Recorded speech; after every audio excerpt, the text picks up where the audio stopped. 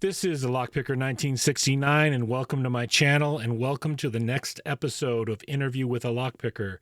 Today's guest is Oracle. Say hello. Hello, happy to be here. So, where are you from?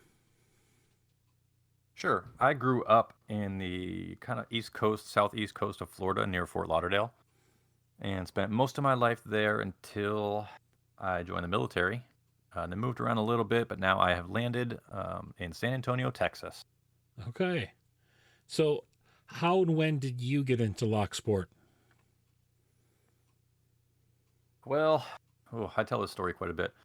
Um, when I was a kid, my old man was a police officer, and I saw a lot of lockpicking in action when I was young. So I knew that that world existed, and I knew that locked obstacles were not necessarily only openable with keys. But I really connected with it big time when I got into the military as a young adult. And a buddy of mine went to a survival school, and they had just added a block of urban survival into the military SEER training. It used to be just jungle stuff. And he said, "Yeah, our instructors taught us how to pick a lock." So he handed me a set of Bogotas and a master number three, and I popped it right open. And I was like, "Oh my God, that's right. I used to, see this stuff, and my old man did some of this stuff when I was a kid." So I dove right back into it, maybe in my late teens, early 20s age. And since then, I went way off the deep end, and practicing hours a day, 7 days a week, taking professional courses on it. I was taking data. I took data for over a decade before I wrote and published my first lockpicking book. Um, yeah, a lot of that was self-taught, and a lot of it was thanks to the Reddit community for our lockpicking. A lot of it was thanks to other people in the industry that were spearheading social media content on lockpicking. So big thanks to all the other people that influenced. Top of my head, I know Deviant had a lot of really good talks out there, so I just searched his name and whatever popped up, I consumed. Bosnian Bill, lockpicking lawyer, great influences. They had a lot of really cool content that helped shape what I do. But what I do now is very focused and framed for a specific use case, and I'd be happy to I think we're going to dive into some of that a little later. Yeah, tell me about that. Sure. So the first book we published is Tactical Lockpicking by me, Pat Watson. But if you search through Amazon, there's a couple companies that tried to steal the title with maybe a different subtitle and to kind of rip people off. So make sure if you do get that on Amazon, you get it from me. Our preferred method is to get the paperback version from our website, but we will be revising it and doing a hard copy soon with a modern update. Cool. And we have volume 2 of our book coming out, which is Field Key Generation. But to answer your question, the first book we did publish is called Tactical Lockpicking, and the subtitle is A Systemized Approach for Responding to Locked Obstacles During Emergencies. And that's primarily with non-destructive entry methods. Okay. So our use case was not designed to be, delivered. It was not designed to be a protocol delivered to Navy SEALs. It was not, your Delta Force lockpick. We actually tried to do the reverse, where we made it an additional skill set that anyone can add into their lives, but a skill set framed around the very specific use case, infrastructure, training time, training budget, tool carry ability, like how much space you have in your pockets or your belt or your car. So it was designed to be usable and addable into whatever other skill sets you had, which would fit someone that's an operator overseas or domestic, but would also fit someone like a soccer mom. So we Okay. wanted to cover both of those bases, and there's a term that we've been kind of coining lately, which is the self-supported operator, meaning you're the one individually paying for the training. You're the one individually doing the maintenance on your gear and buying your gear. You're the one, doing the maintenance on your gear. You're the one that is top to bottom responsible for your own ability to use this skill set in the field. And even people like police and military, they often have to be, they're supported because they have their paycheck, they have their training time given to them, they have ammunition and range access. Mm-hmm. But even those guys will have some type of skill set that they have to support on their own. Like a lot of guys will pay to go to their own, I don't know, language learning class, and they'll do their own study time for that language, off duty or at home, or they'll hire a tutor to teach them another language. So it's not something that their current job infrastructure supports for them. So what we wanted to do was support those self-supported operators. Okay. and make it infinitely scalable upwards to where a team or a unit or an agency can make this into a curriculum if they want to.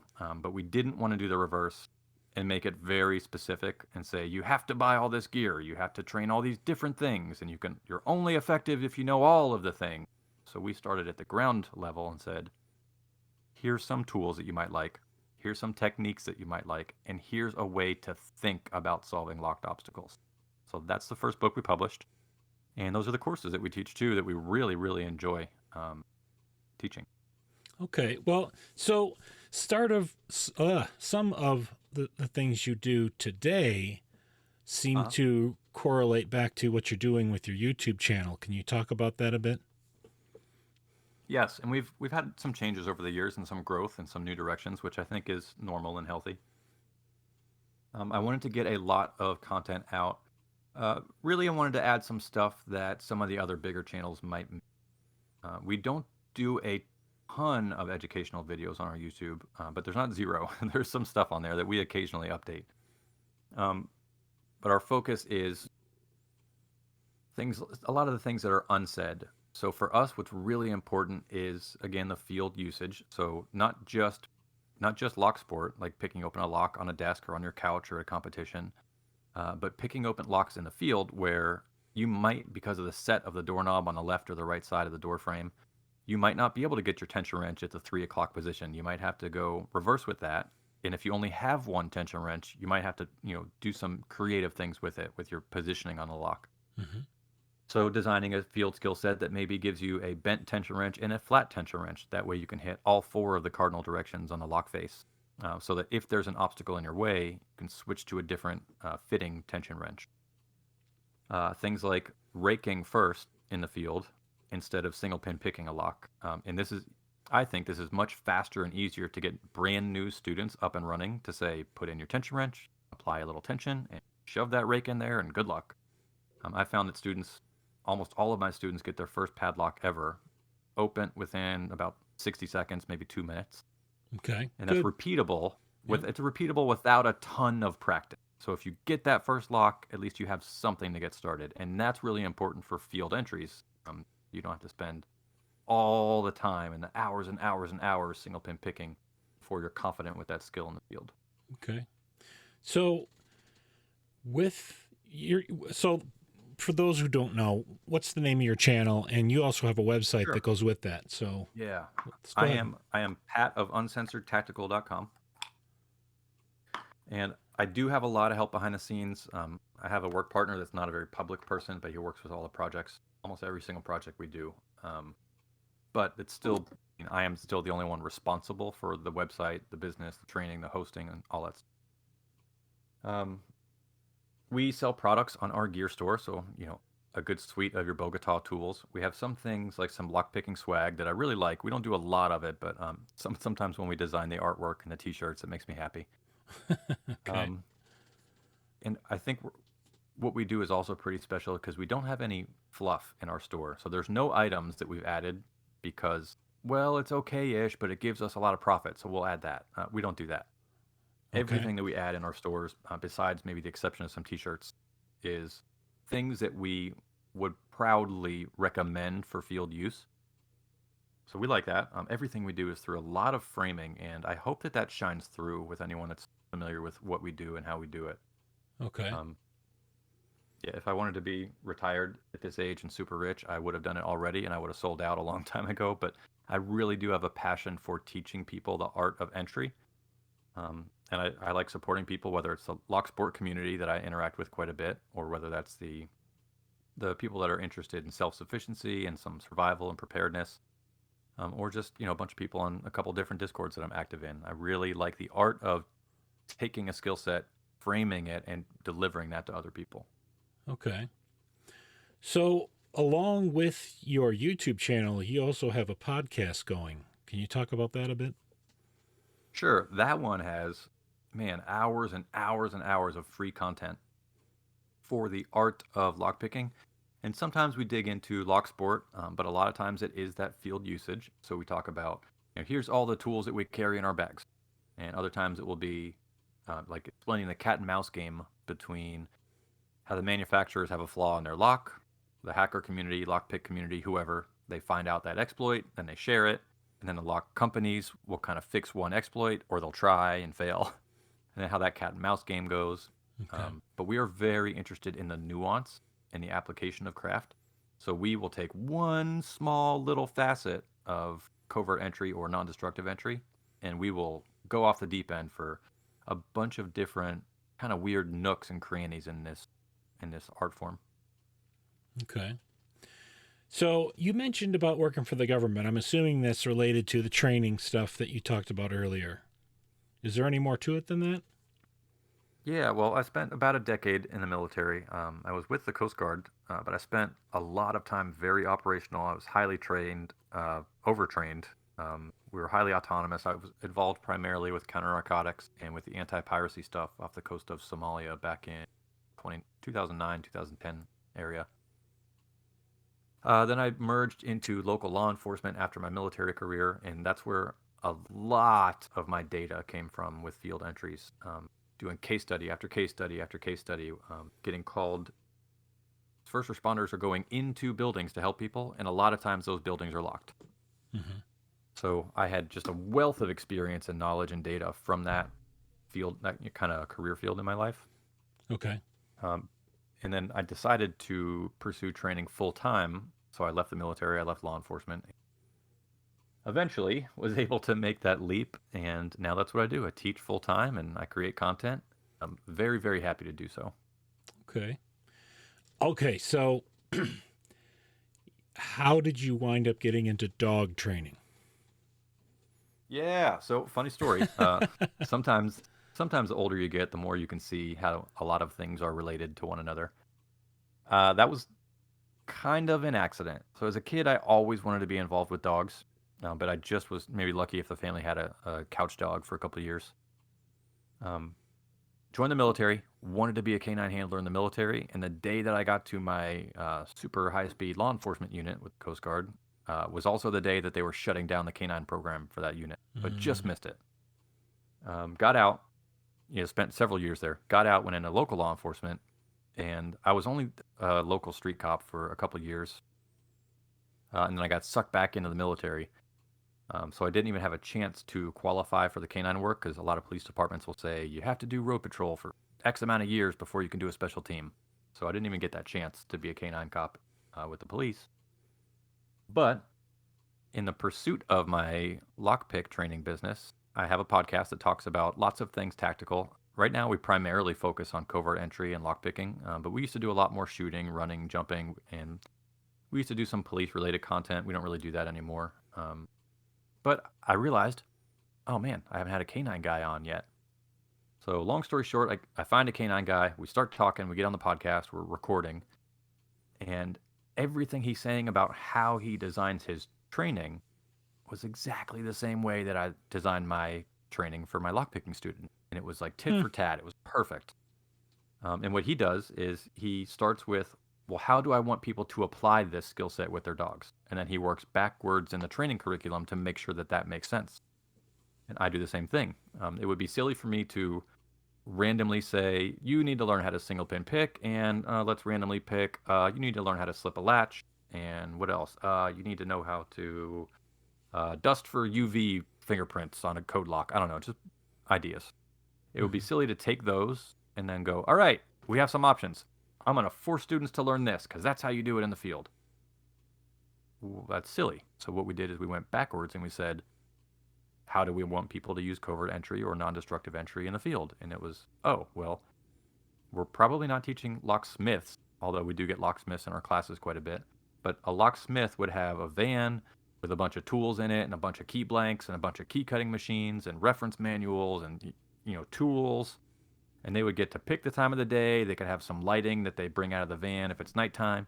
And we thought, that's not what we do. We're not against that, but if we took locksmith school curriculum and provided it to the public, again, that would be a mismatch with infrastructure, meaning how you support your operations. So we said, okay, limited budget. Cool. So we can't start with buy every lockpick tool. That would be silly. So we said limited budget. All right. What about limited tools that you have to carry? Okay, great. And then we said, well, if we're designing this for emergency entry, we should teach people a gear loadout that's not just, oh, when I leave the house, I grab my wallet, I grab my keys, and if I need my lockpicks, I'll just come back and get them. Well, that's silly. So we said we Yeah. should design a curriculum where you have some type of lockpicks on you. Okay, so that thus is born first line gear, second line gear, third line gear. So first line gear should be the things you carry every single day without fail, and this actually includes things like novelty items. I heard someone. Oh, this is fun. I did binge listen to all your episodes Okay. a couple of weeks ago, and one of your guests said something, and I'm going to try and repeat it, but they're not wrong, so I want to point that out. But I do have a different take on it. So they said something to the effect of the phrasing was roughly, "You should always start learning to lockpick with full-handled picks," something like that. Hmm. And I think yes, comma, but. So I don't think that's wrong, but I think the context matters. Where my approach is, you should always start with the very small pocket-sized pick sets that don't have a full handle. But that's because if your main purpose is using lockpicking during an emergency out in the world, away from your desk, away from your couch, then you're probably not going to carry full handled picks all the time. So you should know how to use your emergency picks that are teeny Sure. tiny that Yep. live in your wallet. Like an And so I ED, think both of us are right. like whatever's in your EDC kit. Yes, EDC stuff.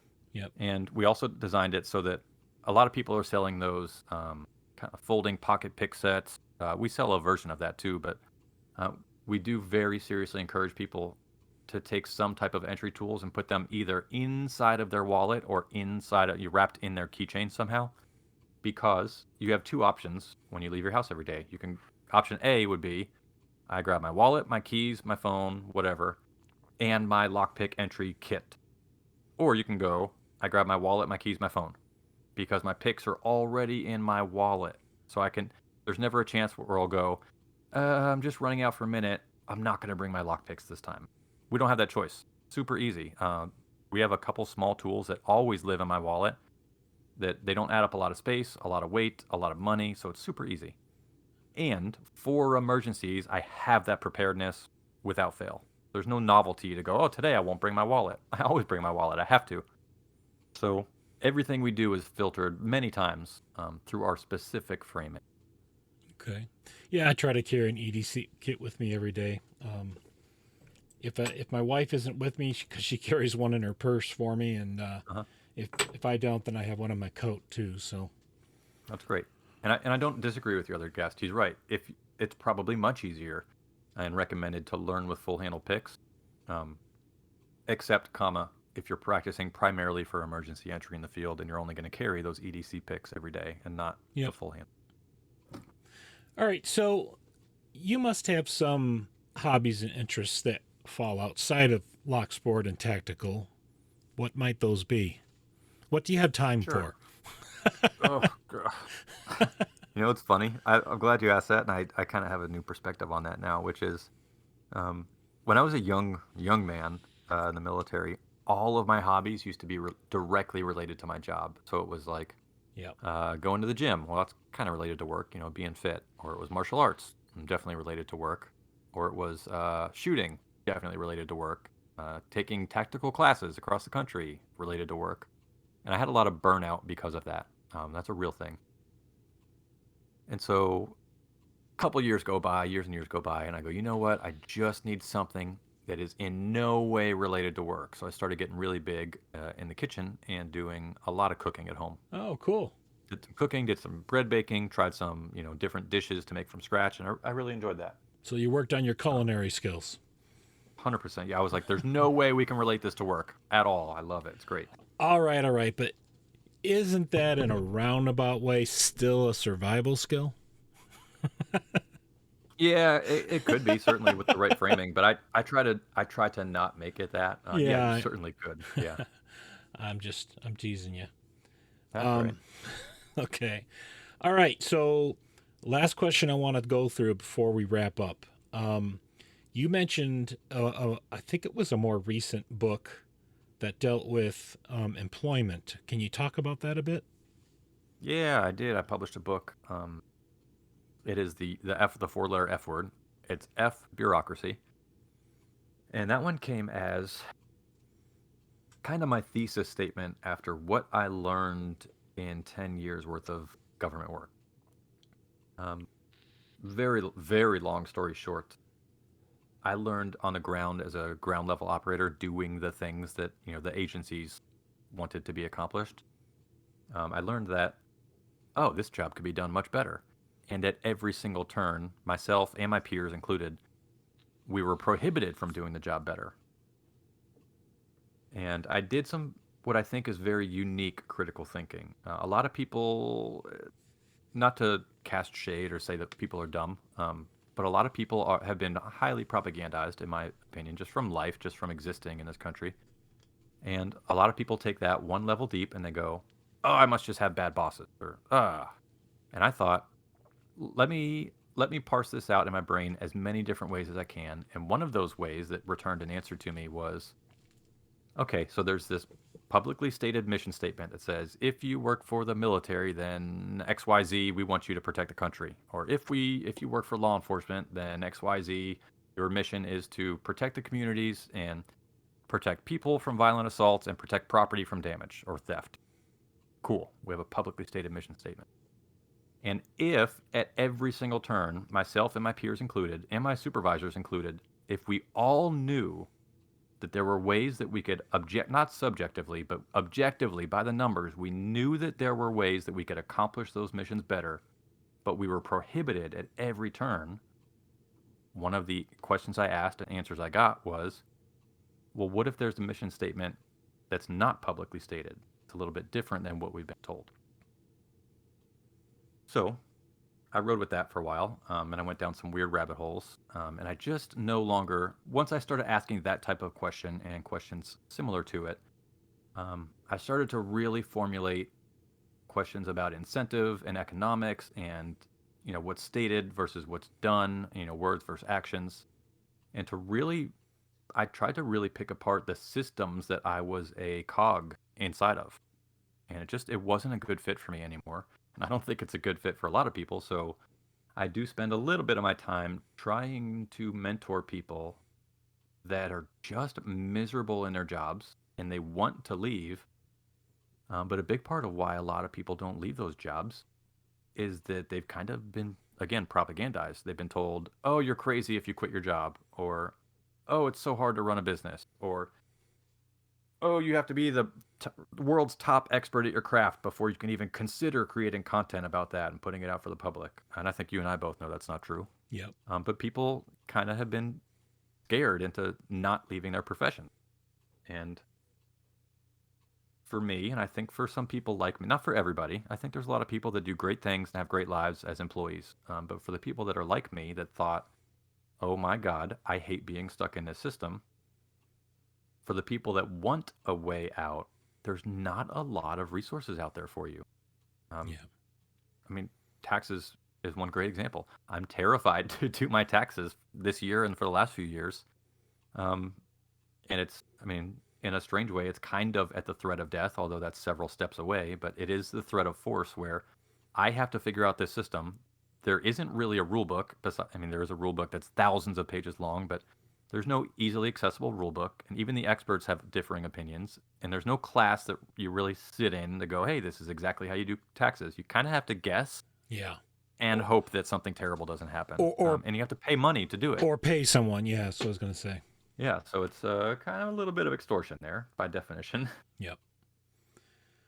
All right. But Oh, it's been really rewarding, and I get to meet people like you. I get to create cool products and services that I really enjoy. So I yep. I think worth it in the end. Is there anything you'd like to say to our audience before we wrap up? Yeah, the community has been great. I hear a lot of people on your show say that, and I agree. I try very hard to start out um, to frame all the content that I put out in a collaborative spirit. So I try to always give people the right answer. If someone asks me, "Hey, what do you recommend about this tool or that tool?" I routinely send people to other gear stores and other people's training companies if it's a good fit for them. So I try to spread the wealth around.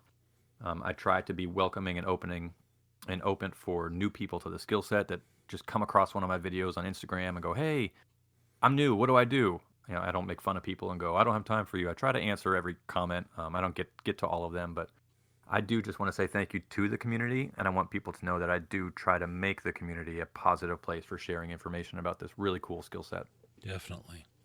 This has been a really fun interview. I've really enjoyed getting to know you and talk with you. Lots of great stuff. Definitely have to take a look for that book that you mentioned at the beginning of the interview. Okay, so with that being said, we'll wrap this up. If you are currently a subscriber, thank you. If you are not yet a subscriber, please hit that subscribe button, turn on notifications and all, and hit like on this video. It really does help us YouTubers out. And with that, thank you for listening.